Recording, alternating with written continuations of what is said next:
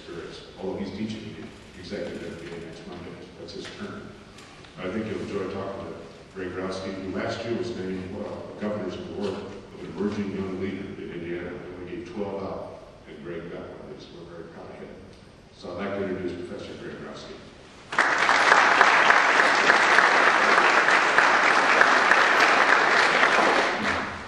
Thank you, Dr. Jennings, for that warm welcome. I hope you enjoy your day here at the University of Evansville, and happy St. Patrick's Day. I actually wore my pin today. Back home in our family, my mom celebrates. I got 3 little sisters. My mom celebrates every holiday to the extent, probably how some of your parents do. And each one of my sisters can bring a guest over for dinner. We'll have a nice steak dinner that night. And we'll invite the guests in. There's shamrocks everywhere. And when you sit down at the dinner table, you'll have a shamrock glass, a shamrock napkin. The Sprite will be dyed green. The bread's green. The mashed potatoes are green. We'll have lime jello, mint chocolate chip ice cream for dessert. And if you're a guest in our family, you get a little pack of Andy's mints. And the neatest thing is we're not even Irish, we're Polish. So it gives you some insight in my family. It wasn't too long ago, with your guys' age here, sitting here, that I wanted to be a college professor.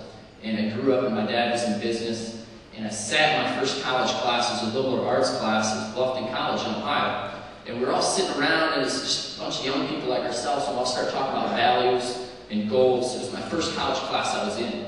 And I was passionate about helping people with their goals. I've done youth coaching for 9 years. Now's the day I want to be a professor, to help people like you, to do anything I could to inspire you guys to figure out what your goals were and to accomplish them. And here I'm representing 180 faculty members here behind me. I'm the youngest face probably of these faculty members, but they're passionate just like me to help you guys out. We have a heck of a time in our classes, inspiring you guys, giving you guys the best education possible. I wanted to go to a university that was student-focused. And here at Evansville, we're passionate about life-transforming educational opportunities. That's in our mission statement, life-transforming. I think about that every day when I go to class. How can I inspire you guys? What can we do different? I was fortunate enough, out of 150 applications, to get this position. 150. I interviewed for this in Boston. We planned 5 years for this position. A week before I was interviewed here, I came down much like you are today, from 7 hours away from Toledo, just to see what it was like. And I was fortunate enough a couple weeks later to get offered this position. Our curriculum is challenging. We're going to push you as faculty, but we're also going to give you support and encouragement along the way.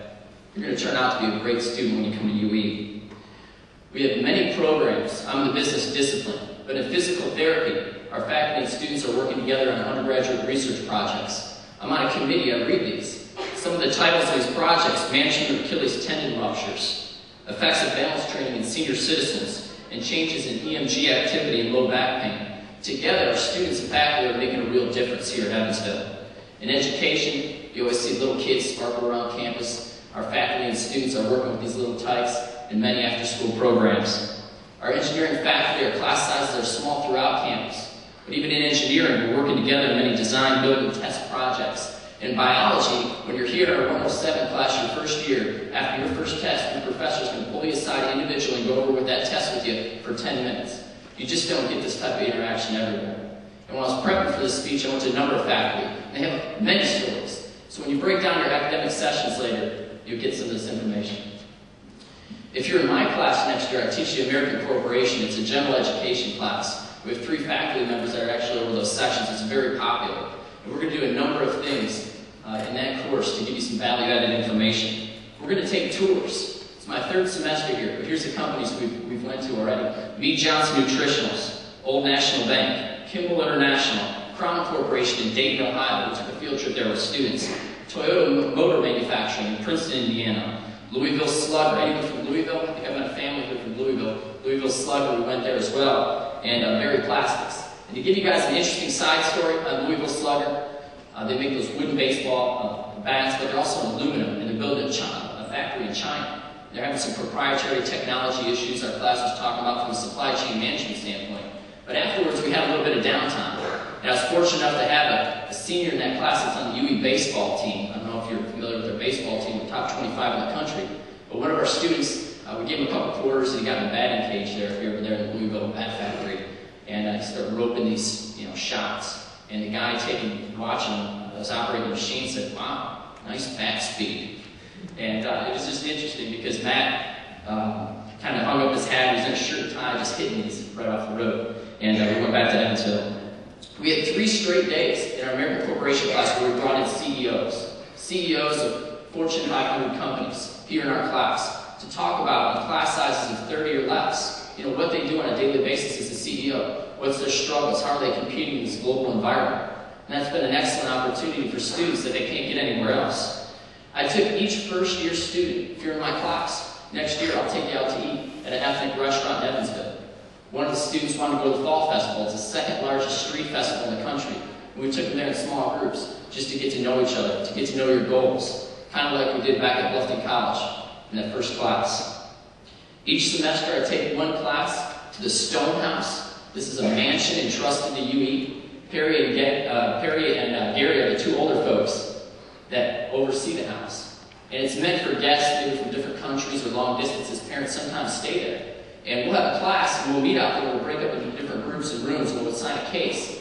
And then afterwards we'll kind of meet and discuss. But the students get that extra experience outside the classroom.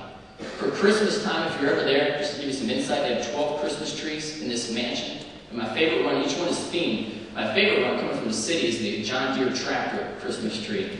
I really like that one. Some of your younger guys here are on Facebook. 138 students have added me as a friend on Facebook. And I think that shows another level of faculty interaction. And the last one of the greeters outside today, if you were paying attention, her name was Lauren. She was in my ID 150 American Corporation class, and she was greeting you guys to take care of you today. But we did a service learning opportunity project.